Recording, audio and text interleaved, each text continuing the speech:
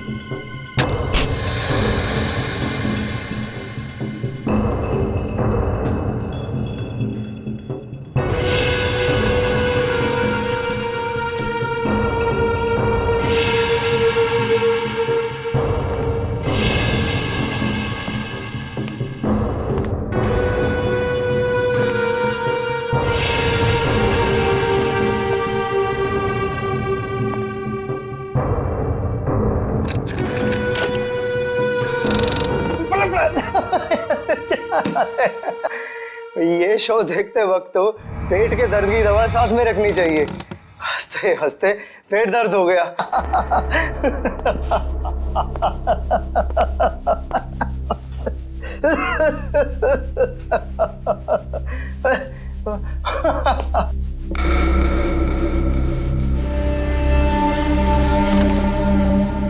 कौन है ये? प्रमोद कौन है ये? बहुत खुशकिस्मत हो तुम। मौत से कुछ पल पहले इतनी हंसी और इतनी खुशी हर किसी को नसीब नहीं होती। कौन हो तुम? अंदर कैसे आए? मौत को अंदर आने के लिए किसी न्योते की जरूरत नहीं पड़ती है।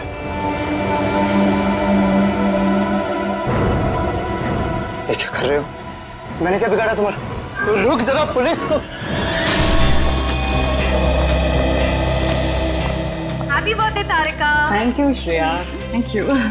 Many happy returns of the day. Thank you Siddharth. बहुत खूबसूरत फूल है। श्रेया की चॉइस है। हाँ वो तो है, श्रेया की चॉइस तो कभी गलत हो ही नहीं सकती। हाय सिद्धार्थ। हेलो। हाय श्रेया। हाय पूर्वी। काफी देर कर दी आने में। थोड़ा ट्रैफिक मिल गया रास्ते में। अरे फ्रेडी सर, ये गपागप खा रहे हो? आप तो बोले थे डाइटिंग कर रहे हो। डाइटिंग ही तो कर रहा हूँ। इसके पहले तो मैं 5-5 प्लेटें एक साथ खा जाता था। क्या बात कर रहे हो? हमारे प्लान पे तो पानी फिर गया अभिजीत। अरे ऐसे कैसे? कुछ ना कुछ तो करूंगा मैं। कैसे? हृदय, उस कमरे में तुम्हारा कोई वेट कर रहा है। मेरा वेट कर रहा है? हाँ। कौन? तुम जाओ तो सही। अरे जाओ।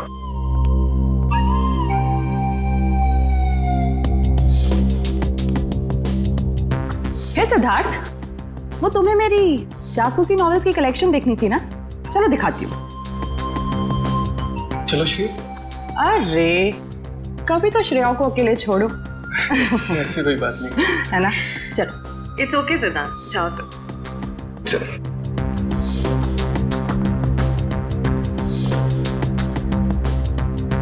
अरे श्रेया, तुम यहाँ? वहाँ कमरे में कोई तुम्हारा वेट कर रहा है। कौन? अरे जाओ देखो तो सही। अरे सर,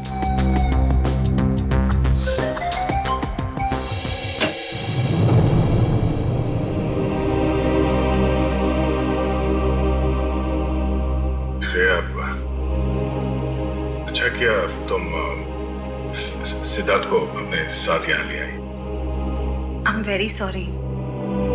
उस दिन मैंने आपके साथ बहुत बुरा बिहेव किया था।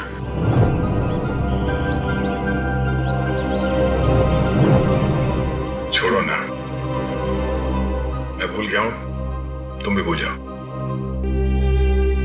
काश भूल पाना इतना आसान होता। जिंदगी कितनी सिंपल हो जाती है। श्रेया, ये यादें ही तो है जो उदास दिलों को जिंदगी जीने का हौसला देती है। अगर यादें ही ना हो तो जिंदगी कितनी बोरिंग हो जाएगी। तो क्या तुमने सिद्धार्थ से शादी करने का फैसला कर लिया? मेरा दिल कुछ और कह रहा है, दिमाग कुछ और। मैं जानता हूँ श्रेया, हमारे काम में हम दिल की नहीं दिमाग की सोचते हैं, मगर एक बार सीआईडी ऑफिसर ने एक आम लड़की की तरह सोचो। दिल का इस्तेमाल करो, उसकी आवाज सुनो। मेरे दिल में तो एक ही इंसान का नाम गूंजता रहता है, और वो नाम है श्रेया। सिद्धार्थ। सिद्धार्थ प्लीज, सिद्धार्थ मेरी बात तो सुनो प्लीज। अब सुनने को बाकी क्या रह गया? पूरी हकीकत मैंने अपनी आंखों से देख ली है। तुम दया से प्यार करती हो ना?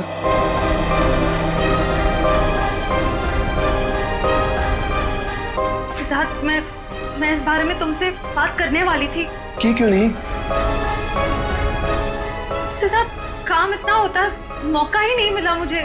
मौका नहीं मिला? I just can't believe I heard that. Siddharth please मेरी बात तो सुनो। ये इतना आसान नहीं हो के। मैं आपको मेरी जगह रखकर तो सोचो, फिर पता चलेगा मैं किस अग्नि परीक्षा से गुजर रही हूँ।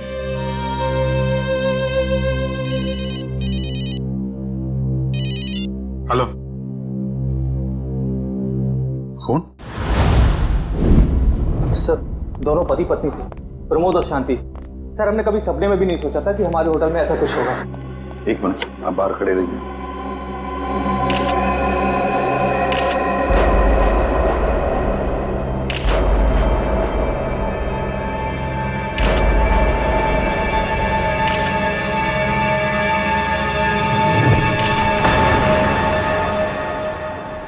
माय गॉड, दोनों की लाशें ऐसी इस अवस्था में। सर, इतने सारे केस सॉल्व किए, लेकिन इस तरह का केस कभी नहीं देखा। सर, लगता है ये दोनों खूनी से विनती कर रहे थे कि वो इन्हें छोड़ दे, मगर खूनी ने जरा भी दया नहीं दिखाई। नहीं फ्रेडी, लगता है खूनी ने पहले इन दोनों को मारा और फिर यहाँ लाकर बिठा दिया, हाथ पैर बांध दिए।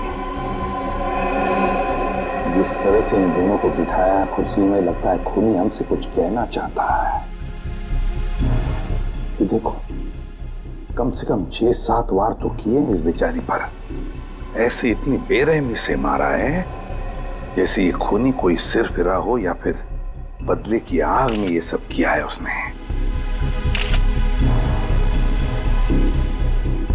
My God. सर, इस प्रमोद की पीठ पे भी वार किया गया है।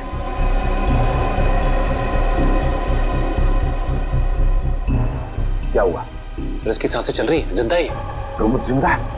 तो जल्दी से इसे हॉस्पिटल ले जाओ, इसका जिंदा रहना बहुत जरूरी है। संभाल के, चल। आजा।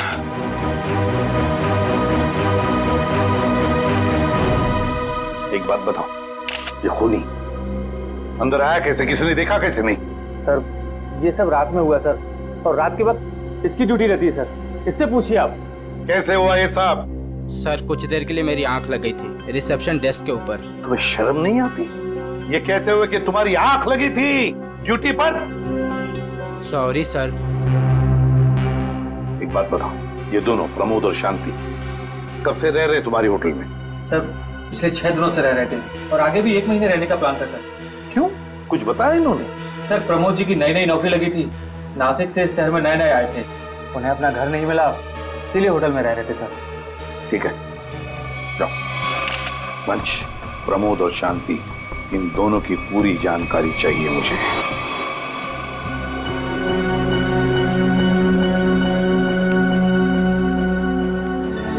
हाँ सचिन, ये प्रमोद कैसा है? सर, डॉक्टर ने ऑपरेशन शुरू कर दिया है, थोड़ी देर में पता चल जाएगा सर। लगता है सचिन, ये खूनी शांति को ही मारने आया था, प्रमोद को नहीं।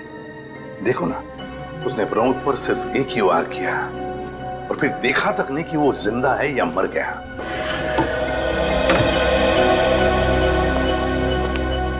हाँ डॉक्टर साहब, कैसा है प्रमोद? हमने प्रमोद को बचा तो लिया है, मगर मगर क्या? वो कोमा में चले गए हैं। कोमा में? लेकिन डॉक्टर साहब, प्रमोद को होश तो आ जाएगा ना? हम तो अपनी तरफ से पूरी कोशिश करेंगे, मगर कुछ कहा नहीं जा सकता। Thank you. कुछ भी हो, प्रमोद होश में आना ही चाहिए। खूनी को सिर्फ प्रमोद ने ही देखा है। डॉक्टर साहब, शांति की लाश से कुछ पता चला? दया, मौत की वजह तो तुम लोगों को क्राइम स्पॉट पे ही पता चल गई होगी। पेट पर चाकू के इतने सारे घाव हैं, उसी की वजह से मौत होगी बेचारे की। हाँ, वो तो हमें पता चल गया था। उसके अलावा कुछ और? हाँ, एक खास बात। 2 महीने पहले इसका किडनी का ऑपरेशन हुआ था। ये देखो, इसमें फोटो है। किडनी का ऑपरेशन? वंश, पता करो शहर के किस हॉस्पिटल में शांति के किडनी का ऑपरेशन हुआ था। और सर, वो क्राइम सीन पे जो खून मिला था वो शांति और प्रमोद का ही है। खूनी ने खून करने से पहले एक एक कदम फूंक फूंक कर रखा है। हाँ, काफी प्लानिंग की है खूनी ने इस जुर्म को अंजाम देने के लिए। उसे पता था कि ये प्रमोद ऑफिस से कितने बजे वापस आता है, और वो होटल के कमरे में पहुंच गया जब दोनों मौजूद थे। पर सर, अगर उसका मकसद शांति को ही मारना था तो वो तो प्रमोद के आने से पहले ही जुर्म को अंजाम देकर वहां से फरार हो सकता था। हाँ, ये बात तो है। मुझे लगता है खूनी ने प्रमोद के ऊपर सिर्फ एक ही बार वार किया, और वो इसलिए क्योंकि वो चाहता था कि वो कोमा में पहुंच जाए और जिंदा लाश बन जाए। सर, लगता है ये खूनी कोई एक्सपर्ट है जो अच्छी तरह से जानता था कि वार कहाँ पे करना है। सर, वो एक्सपर्ट नहीं, मुझे तो सरफिरा लगता है। वरना मारने के बाद इन्हें प्रार्थना की पोजीशन में क्यों बैठा था? कोई तो गहरा कारण है सबके पीछे जो इस खूनी के अतीत से जुड़ा हुआ है। क्या प्रमोद की बीवी का खून हो गया और प्रमोद कोमा में है? जी हाँ। खैर, अब ये बताइए कि पिछले कुछ दिनों से प्रमोद का स्वभाव कैसा था? क्या वो डरा डरा रहता था या कुछ और अजीब बात? नहीं, ऐसा तो कुछ नहीं था। पर हाँ सर, मैंने उनको काम में बहुत सारी गलतियां करते देखा। साफ साफ बताइए, प्रमोद किस तरह की गलतियां कर रहा था? बेसिक अकाउंटिंग की गलतियां। मुझे तो हैरानी हो रही थी कि इतने काबिल और इतने क्वालिफाइड इंसान ऐसे बच्चों वाली गलतियां कैसे कर सकता है कोई। वो तो अच्छा हुआ कि मैंने उनकी गलती देख ली, वरना पूरी अकाउंट शीट खराब हो जाती। सर, मुझे तो लगता है उन्हें काम आता ही नहीं था। ऐसा कैसे हो सकता है? वो जिस कंपनी से आए थे वो तो बहुत बड़ी कंपनी थी, और कोई भी बड़ी कंपनी किसी ऐसे आदमी को अपने यहाँ नौकरी पर क्यों रखेगी जिसे उसका काम ही नहीं आता हो? अब तो इस प्रमोद की सारी कुंडली निकालनी पड़ेगी। तो पति पत्नी प्रमोद और शांति एक नंबर के धोखेबाज थे। उनके सारे सर्टिफिकेट्स और डॉक्यूमेंट्स नकली हैं। स्कूल और कॉलेज हर जगह के। ऐसी क्या वजह हो सकती है जिस वजह से 420 करके ये उस फाइनेंस कंपनी में काम कर रहा था? ये इस प्रमोद को वहाँ काम करके क्या फायदा हो सकता है? इस सवाल का जवाब तो उसी वजह से जुड़ा है निखिल, जिसकी वजह से इस प्रमोद की हत्या की गई। पर वजह जो भी हो, उस वजह का पता तो सीआईडी निकाल ही लेगी। लेकिन सर, हो सकता है इन दोनों का नाम भी नकली हो सकता है।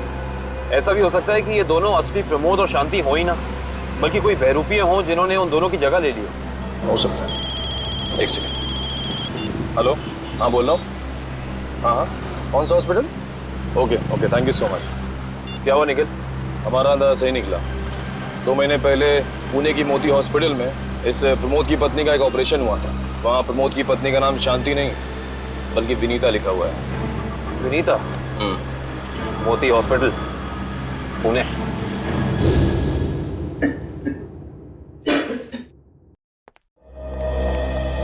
एक्सक्यूज मी, एक वक्त पे सिर्फ एक ही मरीज अंदर आएगा? हम लोग सीआईडी से। सीआईडी? मगर यहाँ मुजरिम कौन है? इसी की तलाश है हमें। एक्चुअली आपके हॉस्पिटल में 2 महीने पहले एक ऑपरेशन हुआ था, उसी के बारे में कुछ जानकारी चाहिए हमें। किसका ऑपरेशन? ये दोनों आपके हॉस्पिटल में आए थे? ये तो मिसेस विनीता कुमार हैं। हाँ, मिसेस विनीता कुमार। और ये इनके पति, इनकी मौत हो गई? जी हाँ, विनीता कुमार का खून हो चुका है और उनके पति प्रमोद अब कोमा में है। डॉक्टर, ये बताइए कि मिसेस विनीता कुमार ने किडनी का ऑपरेशन कराया था ना? जी हाँ। हम उसके मेडिकल रिपोर्ट्स देख सकते हैं? यहाँ पे तो पति का नाम त्रिलोक कुमार लिखा है। मतलब त्रिलोक बन गया प्रमोद और विनीता बन गई शांति। इस पेपर में उनके घर का एड्रेस लिखा हुआ है। चल के पता करें, शायद कुछ पता चल जाए। नहीं निखिल, कोई फायदा नहीं होगा। इनकी पहचानों की तरह इनका एड्रेस भी नकली होगा, देखना। हाँ, हमने इन्हें ऑपरेशन के कुछ रिपोर्ट्स कोरियर की थी, मगर वो कोरियर वापस आ गए थे। डॉक्टर, ये बताइए कि इन्होंने ऑपरेशन का पेमेंट कैश में की थी या चेक से या किसी कार्ड से? इंश्योरेंस के जरिए। इंश्योरेंस? उस इंश्योरेंस कंपनी के कोई कागजात, कोई डॉक्यूमेंट्स हैं आपके पास? हाँ, इसी फाइल में होंगे। गुड।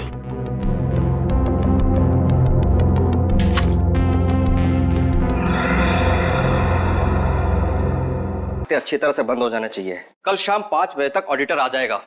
हो जाएगा सर। कभी सपने में भी नहीं सोचा था कि हमारी कंपनी का अंत इतना बुरा होगा। ये किस अंत की बात कर रहे हैं आप लोग? जरा विस्तार से समझाइए। अगर आप अपने पैसे वापस लेने आए हैं तो भूल जाइए, क्योंकि जब तक अदालत अपना फैसला नहीं सुना देती तब तक हम किसी के रुपए वापस नहीं कर पाएंगे। पैसे वापस लेने नहीं, इंसाफ करने आए हैं। हम लोग सीआईडी से हैं। ओह, तो हमारी शिकायत सीआईडी वालों तक भी पहुंच गई है। शिकायत? ऐसा क्या कर दिया आपकी इस कंपनी ने? हमारी कंपनी ने नहीं, उस त्रिलोक ने आसमान की तरफ प्रगति करती हुई हमारी कंपनी के नाम को रातों रात मिट्टी में मिला दिया और हमें दिवालिया कर दिया उसने। त्रिलोक? एक सेकंड, आप इस त्रिलोक की बात तो नहीं कर रहे? हाँ हाँ, यही तो है वो। पर इसे क्या हुआ? किसी ने इसकी जान लेने की कोशिश की है। फिलहाल ये कोमा में। ये तो होना ही था, इतने लोगों को जो धोखा दिया इसने। किस धोखे की बात कर रहे हैं? हमारी कंपनी के क्लाइंट्स को झूठे सपने दिखाकर कहा कि सबके पैसे एक ही महीने में 2 गुना कर दूंगा, पर सबके पैसे बटोरकर 9 तो 11 हो गया वो। और क्लाइंट हमारी कंपनी से पैसे वापस मांग रहे हैं। बैंकक्रप्ट हो गया। इतने सालों से कंपनी की बनी बनाई इज्जत मिट्टी में मिल गई। खोए हुए पैसे और खोई हुई इज्जत तो फिर से कमाई जा सकती है, पर खोई हुई जान तो वापस नहीं आ सकती ना। क्या त्रिलोक ने किसी की जान भी ली है? हाँ, हमारी कंपनी के सीईओ अनुज जी, जो कि सदमे को बर्दाश्त नहीं कर पाए और दिल का दौरा पड़ने से उनकी मौत हो गई। कहीं ये सारा हमला अनुज जी का कोई करीबी तो नहीं कर रहा है? अनुज जी की मौत का बदला लेने के लिए? हो सकता है। अनुज जी के परिवार में कौन कौन है? उनकी पत्नी सुधा, जो कि अभी सदमे में है, और उनका बेटा विक्की। विक्की? इस विक्की का फोन नंबर दीजिए जरा। विक्की के फोन का सिग्नल यहीं आसपास बता रहा है। होगी। अच्छा, अभी भी मागाधीर रोड की तरफ मुड़ा है। मागाधीर?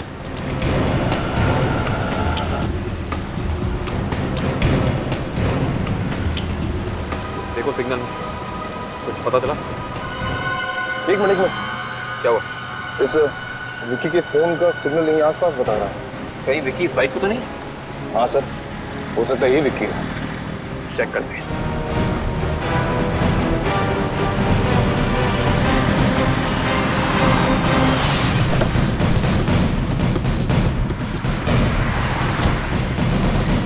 सुनो भाई साहब, तुम ही विक्की हो? हाँ, और ये क्या बदतमीजी है? तुम लोग मेरा नाम कैसे जानते हो? तुम्हारा नाम और तुम्हारे सारे कारनामों के बारे में जानते हैं हम। सीआईडी। सीआईडी? इस शहर में क्या कर रहा है? हा? कुछ काम था, और तुम लोग मेरा पीछा क्यों कर रहे हो? बकवास बंद कर। दो खून करके भाग रहा हो, कह रहा है सीआईडी पीछा क्यों कर रही है? मैंने कोई खून नहीं किया है। अच्छा, त्रिलोक और विनीता का खून नहीं किया तुमने? त्रिलोक और विनीता मर चुके हैं? ड्रामा बनकर अपना, पूरा इतिहास है तेरा हमारे पास। उन दोनों ने तुमसे तुम्हारे पिता को छीना, उसका बदला लेने के लिए तुम यहाँ आए हो उनके पीछे। हाँ, मैं बदला लेने जरूर आया था, पर मैंने उनका खून नहीं किया। देख, सच बोल दे समझा, नहीं अपनी शक्ल नहीं पहचान पाएगा। मैं सच कह रहा हूँ। मैंने किसी तरह उनके बारे में पता किया। मैं उनके होटल भी गया था, मगर जैसे मैं उनके कमरे की तरफ जा रहा था, मैंने उनके कमरे में एक आदमी को जाते हुए देखा। कौन सा आदमी था वो? उसके चेहरे को ठीक से देख नहीं पाया मैं। तुम्हें जो भी याद है, जितना भी याद है, साफ साफ बताओ। कद लगभग 6 फीट, ओवरकोट पहना हुआ था उसने, और उसके बाल लंबे थे यहाँ तक। और उसने एलिगेटर शूज पहने हुए थे। Alligator shoes? हेलो, एक और खून?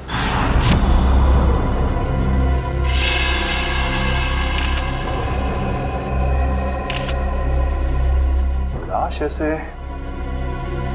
अजीब ढंग से क्यों बैठा है? कमाल है सर, पिछले वाले केस में खूनी ने उन दोनों को होटल में चाकू मारकर प्रार्थना वाली पोजीशन में बैठाया था, और इसे गोली मार के इस तरह से। लगता है दोनों का खूनी एक ही है। गोली सीधे माथे के बीचों बीच मारी है। अगर ये सीरियल किलर होता तो इसे भी चाकू से मारता सर, क्योंकि विनीता को उसने चाकू से मारा था, इसे तो गोली मारी। हाँ, मगर लाशों को ऐसे एक ही ढंग से बिठाना क्या दो अलग अलग खूनी करेंगे? मुझे लगता है दोनों का खूनी एक ही है। और जिस वक्त इस तिग्मांशु का खून हुआ, लगता है खाना खाने ही वाला था।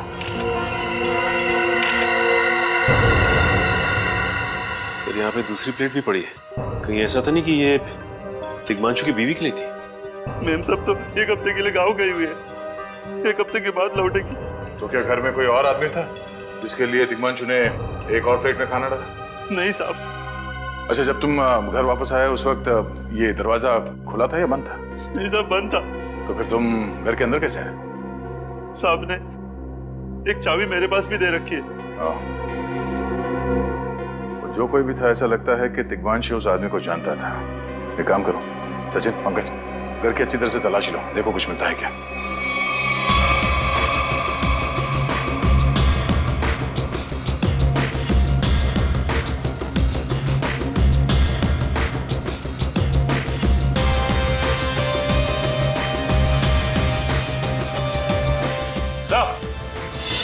हाँ सचिन, सचिन, ये देखिए सर, यहाँ से शीशा निकाला गया है, चिटकनी खोली गई है, तो यहाँ से बाहर जाने का रास्ता भी है। मतलब कोई अंदर यहाँ इस खिड़की से आया था? लेकिन इस घर में तो सेफ्टी अलार्म भी है सर। अगर यहाँ से कोई अंदर आया है तो सेफ्टी अलार्म बजना चाहिए था और सिक्योरिटी गार्ड को भी अंदर आना चाहिए था। अब इसका जवाब तो सिक्योरिटी गार्ड ही देगा।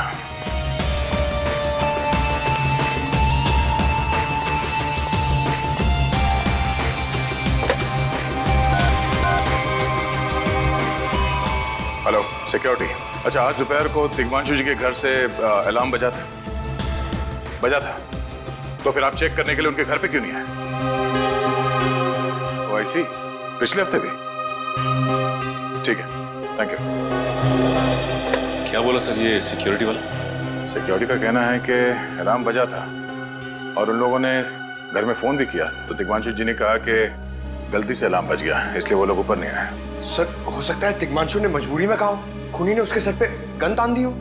कुछ कह नहीं सकते, बात करते वक्त अगर थोड़ी सी भी टेंशन हो आवाज में तो ये सिक्योरिटी वाले तुरंत भाप लेते हैं। दरअसल पिछले हफ्ते भी तिग्मांशु के घर से अलार्म बजा था और जब सिक्योरिटी वालों ने फोन किया था तो तिग्मांशु ने यही कहा था कि गलती से बच गया। सर ये खूनी काफी चालाक लगता है, खेल खेल रहा है। देखते हैं, जरा देखो इस घर में कुछ और मिलता है क्या। खूनी ने कोई ना कोई सुराग जरूर छोड़ा होगा, चेक करो।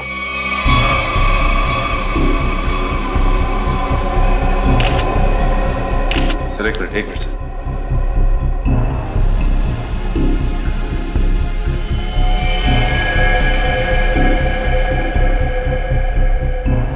ये देखिए सर, खून। खून यहाँ कैसे? कहीं खूनी का तो नहीं है खून? ये तो डॉक्टर सालों के ही बताएंगे। वो खून किसका है ये अभी पता चल जाएगा। तारिक आती होगी रिपोर्ट लेकर के। डॉक्टर साहब, इस तिग्मांशु के बारे में कुछ और पता चला? हाँ। वो कैसे? इसे गोली मारने से पहले बेहोश किया गया था। क्या? इसे बेहोश किया था? इसके खून में मुझे एक खास किस्म की दवाई के अंश मिले जो अक्सर इंसान को बेहोश करने के लिए दी जाती है, और वो दवाई इसे इंजेक्शन के जरिए दी गई थी। ये देखो सर, बहुत ही अजीब बात है। अगर खूनी इसे मारना चाहता था तो सीधा गोली मारकर इसका काम तमाम कर सकता था, फिर ये जहर की दवाई क्यों दी होगी? और सर एक और बात पता चली, तिग्मांशु जिस हालात में हमें मरा हुआ मिला था वो एंशिएंट कल्चर के हिसाब से प्रार्थना करने की पोजीशन, खाना खाने से पहले। तो फिर तो शांति और तिग्मांशु दोनों का खूनी एक ही आदमी है। ये खूनी के लिए ये हत्याएं जुर्म नहीं, एक जश्न है। इसीलिए उसने टेबल पे ये प्लेटें सजाई, उसमें खाना रखा, एक अपने लिए और एक तिग्मांशु के लिए। और सर, तिग्मांशु को प्रार्थना की पोजीशन में बैठा के उसने गोली मार दी। सर मैंने कहा था ना, ये खूनी एकदम सरफिरा है सर। हाँ सर, लगता है ये खूनी अपने आप को बहुत शक्तिशाली महसूस करता है। जिस वक्त इन सब की गर्दनें झुकी होती हैं उसके सामने, उसे आनंद आता है। नहीं सचिन, खूनी का मकसद लोगों को अपने सामने झुकाना नहीं, बल्कि अपने लिए प्रार्थना करवाना था। क्या मतलब? ये रही उस खून की रिपोर्ट। ये खून ना ही तिग्मांशु का है और ना ही उसके घर वालों का। ये खून उस खूनी का ही है। खूनी का? मगर वहां तो हाथापाई के कोई निशान नहीं मिले। और उस जगह को देख के ऐसा लगा भी नहीं कि तिग्मांशु ने सेल्फ डिफेंस में खूनी के ऊपर हमला किया होगा। वो इसलिए दया क्योंकि ये खून खूनी ने अपने मुंह से थूका था। हमें इसके खून में से इसके सलाइवा के कुछ अंश भी मिले। उसकी तबीयत खराब है क्या? हाँ, वो बीमार है। उसके खून में एथिमोलाइसिन नाम की दवाई का अंश मिले हैं और उसका कीमोथेरेपी हुआ था। इसका मतलब उसे कैंसर है, ब्रेन का कैंसर, लास्ट स्टेज का ब्रेन कैंसर। इसीलिए वो लोगों से अपने लिए प्रार्थना करवा रहा है ताकि उसकी बीमारी ठीक हो जाए। हमारे क्रिमिनल डेटाबेस में चेक करो, पता करो ये कोई पुराना पापी तो नहीं है। नहीं सर, उस खूनी का हमारे क्रिमिनल डेटाबेस में कोई रिकॉर्ड नहीं है। कोई इतिहास नहीं है? नहीं सर। सर, तिग्मांशु की पूरी कुंडली निकाल के लाओ सर। प्रमोद की तरह इसकी पहचान भी नकली है। What? हाँ सर, ये देखिए, उसका असली नाम राकेश है और जिस तरह प्रमोद को 400 बीसी की आदत थी, ठीक उसी तरह राकेश भी भोली भाली लड़कियों को फंसाता था शादी के झांसे में। कई लड़कियों ने आत्महत्या की है इस तिग्मांशु और राकेश के चक्कर में। हाँ सर, शादी के बाद उनके पैसे लेके ये गायब हो जाता। सर, इसका मतलब खूनी ने 2 ऐसे लोगों को मारा जो पहले से मुजरिम थे। शायद उसने सोचा होगा कि मरने से पहले कुछ अच्छे कर्म कर लूं। नहीं श्रेया, जरूर कोई रिश्ता रहा होगा उसका इन दोनों अपराधियों के साथ। पता करो इन दोनों अपराधियों का केस किस पुलिस स्टेशन में फाइल किया गया था? सर, ब्रेन कैंसर के जितने भी पेशेंट्स हैं शहर में, उन सबकी लिस्ट मिल गई है। कुल मिला के ऐसे 50 पेशेंट्स हैं, जिसमें से 10 पेशेंट्स ऐसे हैं जो कैंसर की लास्ट स्टेज पे हैं। उनमें से 4 औरतें हैं, बचे 6। हाँ सर, और इन 6 में से 4 ऐसे हैं जो 70 साल से ऊपर के बुजुर्ग हैं। अब बचे 2, ये उदय और भानु। तुम इन दोनों से मिले? हाँ सर, ये उदय 6 महीने से हॉस्पिटल में है। और भानु? भानु सर 1 महीने से हैदराबाद में। ये कैसे हो सकता है सचिन? अगर वो मुजरिम इसी शहर में है तो कहीं उसका इलाज चल रहा होगा ना कहीं से वो दवाई खरीदता होगा। वांची सर, इस शहर में जितने भी केमिस्ट है जहाँ पे ब्रेन कैंसर की दवाइयाँ बेची जाती है, उन सब की लिस्ट चाहिए मुझे। सब पता चल गया। त्रिलोक और राकेश दोनों के खिलाफ एक ही थाने में केसेस दर्ज किए गए थे, जगतपुरी थाने। इस केस का पूरा इतिहास जगतपुरी थाने से ही पता चलेगा। Excuse me, yes. आपकी दुकान पे ब्रेन कैंसर की दवाइयाँ बेची जाती हैं? जी हाँ, हमारी दुकान उन चुनिंदा दुकानों में से है जहाँ ये दवाई आपको मिलेगी। वैसे ये दवाइयाँ बहुत कम लोग खरीदते होंगे नहीं? जी, बहुत महंगी है एक्चुअली। अच्छा, जो लोग ये दवाइयाँ खरीदते हैं उनकी लिस्ट मिल सकती है हमें?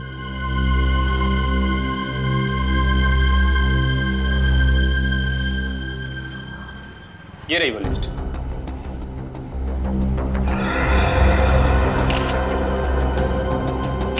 तपन, उदय और नितिन, ये तीनों लोग तो उस मरीज की लिस्ट में थे। अच्छा, आपको पूरा यकीन है कि इनके अलावा और कोई नहीं आता ये दवाई लेने के लिए? जी नहीं, लेकिन हो सकता है कोई गैर कानूनी तरीके से ये दवाई खरीद रहा हो। ये दवाइयाँ काफ़ी महंगी है ना, आम आदमी इसका खर्चा नहीं उठा सकता। अच्छा, आप किसी ऐसे आदमी को जानते हैं जो ये गैर कानूनी काम करता है? एक आदमी है, आंद्रे नाम है उसका। प्यार से लोग उसे एंडी कहते हैं। ये जो ज्वाला रोड पे पब्लिक पार्क है ना। ऐसा? आप सीआईडी से ही हैं ना? हाँ, हमारी बात शायद आप ही से हुई थी। साहब बताइए, कांस्टेबल सुनील आपके लिए क्या कर सकता है?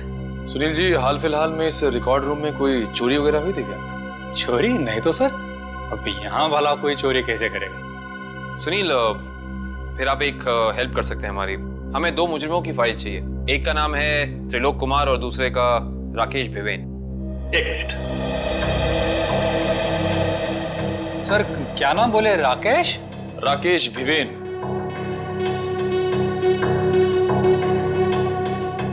कमाल है, इसकी फाइल तो है नहीं यार। अच्छा, वो दूसरा नाम क्या बोले? त्रिलोक? त्रिलोक कुमार। इसकी भी नहीं है? दोनों की फाइल्स नहीं। हाँ सर, लेकिन यहाँ पर चोरी की तो कोई घटना नहीं घटी। पता नहीं फाइलें गायब कैसे हो गई। सुनील, यहाँ याद करने की कोशिश करो, हाल ही में कोई दुर्घटना घटी थी क्या? पिछले महीने ऑफिस एरिया में आग लग गई थी। तो अच्छा हुआ फायर ब्रिगेड वाले जल्दी आ गए और हमारे रिकॉर्ड्स नष्ट नहीं हुए। जरूर ये आग भी जानबूझकर लगाई गई थी। आग लगने की वजह क्या थी? वो बताया गया कि मेन स्विच बोर्ड के अंदर शॉर्ट सर्किट हुआ था। कोई इलेक्ट्रिशियन भी आया था काम करने के लिए। जरूर वहीं छेड़छाड़ की गई है। उस इलेक्ट्रिशियन का कोई आता, कोई पता, कोई कांटेक्ट है? दूसरे कांस्टेबल के पास था, लेकिन वो तो रिटायर होके गांव चले गए। हाँ, कोई बात नहीं। सुनिए, एक काम करिए, आप चेक करके बताइए कि और किन किन मुजरिमों की फाइल्स यहाँ से गायब हुई हैं। Okay sir. पता तो चले आखिर अगला शिकार है कौन इस अनोखे खूनी का। ये ले पैसे। अरे ये दवाइयाँ तो असली है ना। अरे अंकल जी, ये जो शक की बीमारी है ना, कैंसर से भी ज्यादा खतरनाक है। अगर आपको यकीन नहीं है कि ये दवाई असली है या नहीं, तो खुद जाकर दुकान से क्यों नहीं खरीद लेते? अरे तुम तो बुरा मान गए, मैं तो बस ऐसे ही पूछ रहा था, मेरा मतलब वो नहीं। जानते हो, इस तरह से दवाइयाँ बेचना और खरीदना दोनों गैर कानूनी है। बाकी तुम्हारा कोई फायदा नहीं है। मैंने सुना था कि सीआईडी बड़े बड़े केस हैंडल करता है। मैं तो छोटा मोटा चोर हूँ, जाने दो ना साहब। हाँ मिस्टर छोटे चोर, ये बताओ कि तुम्हारे पास से ये दवाइयाँ खरीदने के लिए कोई ऐसा आदमी आता था जो 6 फीट लंबा था और लंबे लंबे बाल थे उसके, और वो एलिगेटर वाले शूज पहनता था? हाँ, वही जो आगे से नुकीला होता है। हाँ, आया था चिराग। आप लोग चिराग को ढूंढ रहे हो? हाँ। कहाँ मिलेगा ये चिराग? चिराग? लगता है चिराग घर पर नहीं है। कमरे अच्छी तरह से चेक करो, देखो कुछ मिलता है क्या। पंकज, कंप्यूटर चेक करो।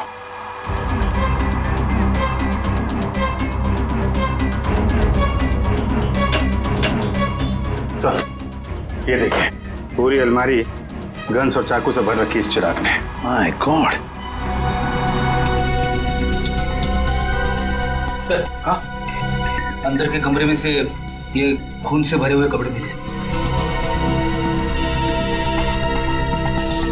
पुलिस रिकॉर्ड रूम से फोन है। देखो। हेलो जी, कहिए। कौन? संदीप, स्वाधीन और हेमंत। ओके, ठीक है। कौन है ना? सर, त्रिलोक और तिग्मांशु की तरह इन तीनों की फाइल भी चोरी हुई है पुलिस रिकॉर्ड रूम से। मतलब अभिजीत, अब ये चिराग इन तीनों में से किसी एक को मारने वाला है। सर एक सेकंड, ये देखिए सर, इस कंप्यूटर की फाइल में इन तीनों की फाइल है। सर, ये तीनों भाई हैं और बदमाश भी हैं, और इन्होंने 3 खून किए हुए हैं सर। यहाँ पे 2 एड्रेस है, एक चीकूवाड़ी और एक चारको। चारको पर चीकूवाड़ी। एक काम करते हैं अभिजीत, हम दोनों चीकूवाड़ी चलते हैं और तुम लोग तीनों भी चारको चले जाओ। Yes sir. हाँ सर। चलो अभिजीत।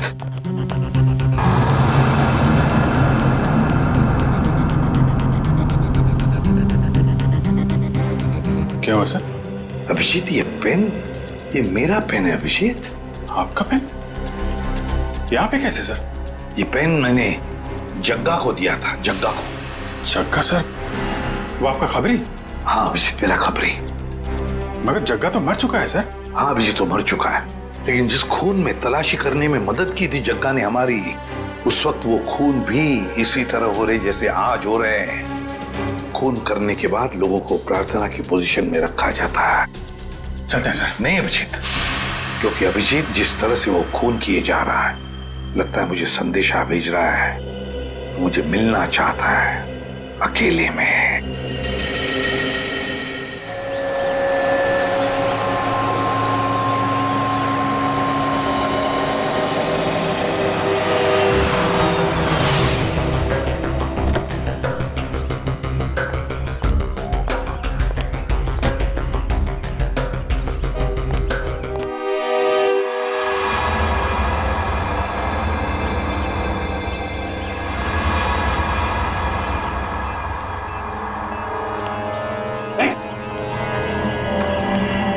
प्लीज हमें बचा लीजिए, किसी तरह हमें मार डालेगा।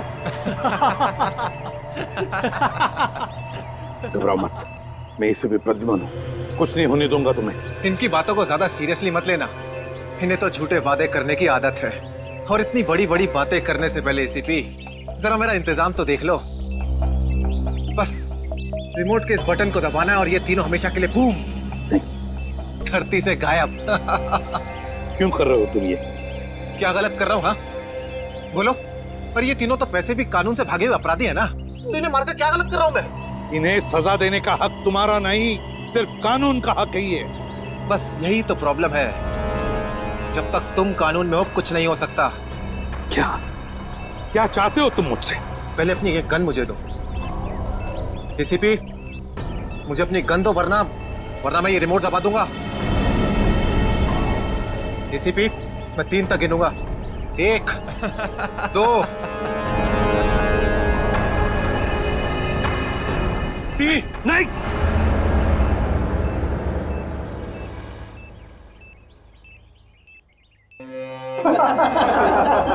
बहुत अच्छे। तो तुम जानना चाहते थे ना कि मैं तुमसे नफरत क्यों करता हूँ? हाँ। जग्गा खबरी का नाम ध्यान है? याद है मुझे। मैं उन्हीं का बेटा हूँ। पता चल चुका था मुझे। एसीपी, तुमने मेरे पिताजी से वादा किया था ना कि तुम उनका बाल भी बाका नहीं होने दोगे। फिर क्यों नहीं बचा सके उन्हें? बोलो। देखो चिराग, तुम्हारे पिताजी की मौत का बोझ आज भी मेरे दिल पर है। बंद करो ये तुम्हारा नाटक। उस वक्त कहाँ थे तुम जब मेरे पिताजी की मौत के बाद मैं और मेरी माँ दर दर की ठोकरें खा रही थी? खाने के पैसे तक नहीं थे हमारे पास। तो तुम मेरे पास चले आते, मैं कुछ मदद कर सकता था तुम्हारी। क्या कर लेते तुम? हाँ, सिवाय झूठे वादों के।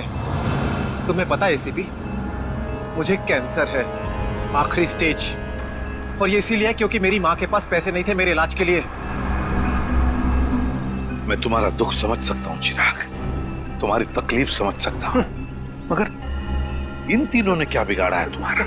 तुम इन तीनों की जान बचाना चाहते हो? हाँ। तो तुम्हें अपनी बलि देनी होगी। क्या मतलब? मतलब तुम इस बिल्डिंग से छलांग लगानी होगी ताकि फिर कोई जग्गा खबरी सीआईडी का शिकार ना बने।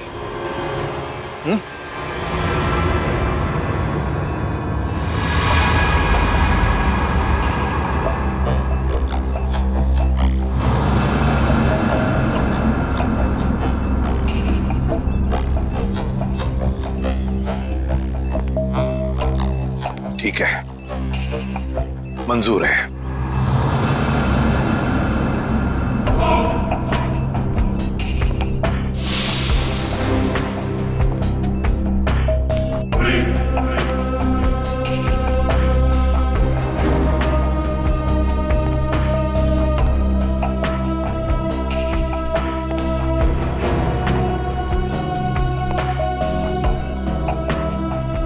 चढ़ो एसीपी, चढ़ो।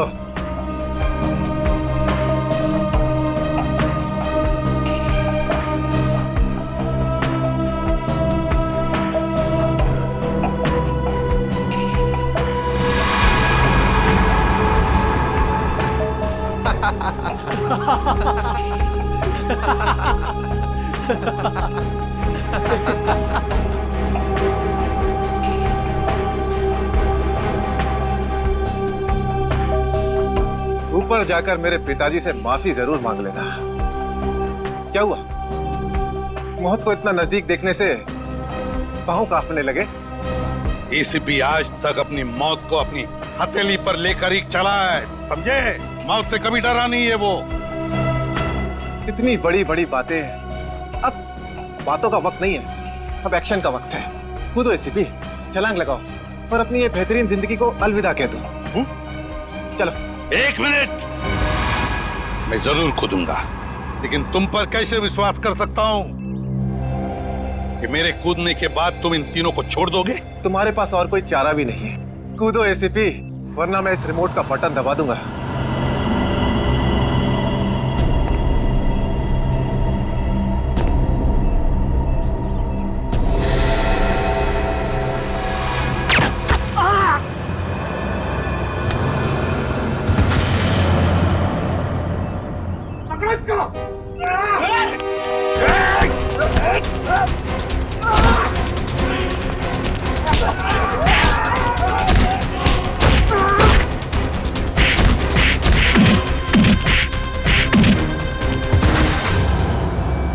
बस मिस्टर चिराग, बहुत चला लिया न्याय की अदालत। सीआईडी का काम सीआईडी को सौंप दो।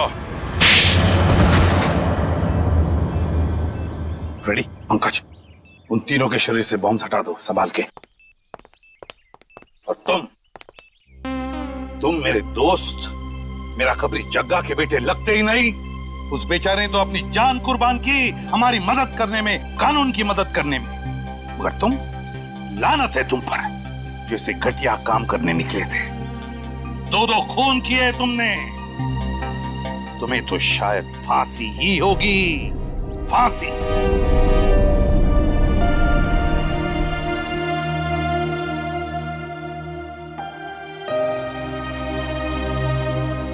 बड़े बुजुर्ग कह गए कि अगर कोई चिंता सताए तो उस चिंता को अपने कलेजे के अंदर अंगार बनने नहीं देना चाहिए। कलेजा जल जाता है।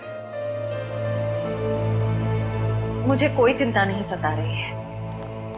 In fact I think I am the luckiest girl in the world right now. CID में सब मेरे काम से खुश हैं। मेरे पास तुम दोनों जैसे दोस्त हैं। मेरी शादी होने वाली है। एक लड़की को और क्या चाहिए होता है? शायद प्यार। प्यार भी तो है ना मेरे पास। मम्मी पापा का प्यार, दोस्तों का प्यार और सिद्धार्थ का प्यार। जुबान की बात दिल से मेल नहीं खा रही है श्रेया। मतलब ये कि दिल की बात जुबान पे लाने का वक्त आ गया है श्रेया। वो श्रेया कहाँ गई? हाँ, जो अपने सारे डिसीजंस खुद लेती थी, जिससे पता था कि उसको अपनी जिंदगी में क्या चाहिए। हाँ श्रेया, अब वक्त आ गया है। तुम्हें किसी एक को चुनना ही होगा। और अगर तुमने एक स्ट्रॉन्ग डिसीजन नहीं लिया ना, तो उसका असर तुम्हारी जिंदगी पर नहीं, बाकी 2 जिंदगियों पर भी पड़ेगा। मैं क्या डिसीजन लूं? किसे चुनूं? उस इंसान को जिसे मैं बहुत प्यार करती हूं, पर उन्होंने कभी अपने प्यार का इजहार नहीं किया, या शायद वो मुझसे प्यार करते ही नहीं, या फिर उस इंसान को जो मुझसे बहुत प्यार करता है, मुझे पलकों पर बैठा कर रखता है। मगर यहाँ पे इम्पोर्टेंट सवाल ये है कि तुम किससे प्यार करती हो? नहीं तारिका, यहाँ ये बात इंपॉर्टेंट है कि अब मैं पीछे नहीं हट सकती। मेरे किसी भी डिसीजन से ना सिर्फ सिद्धार्थ को, बल्कि उसकी और मेरी फैमिली को बहुत दुख होगा। बच्चों जैसी बातें मत करो श्रेया। हर माँ बाप चाहते हैं कि उनके बच्चे को जिंदगी की हर खुशी मिले। तुम सिद्धार्थ के साथ खुश नहीं रह पाई तो क्या अंकल आंटी खुश रह पाएंगे? और अगर तुम खुश नहीं रही तो क्या सिद्धार्थ खुश रह पाएगा? तुम्हारा एक कदम श्रेया बहुत सारी जिंदगियों को अफेक्ट करेगा। तुम बस दिल से काम लो। देखो, दिल हमेशा सही रास्ता दिखाता है। ठीक है, अब से मैं अपने दिल की बात सुनूंगी। अगर मैं किसी भी कदम पर कमजोर पड़ जाऊं तो तुम दोनों को मुझे सही रास्ता दिखाना होगा। हाँ, लेकिन एक शर्त पे। कैसी शर्त? तुझे आइसक्रीम खिलानी पड़ेगी। Of course. So sweet.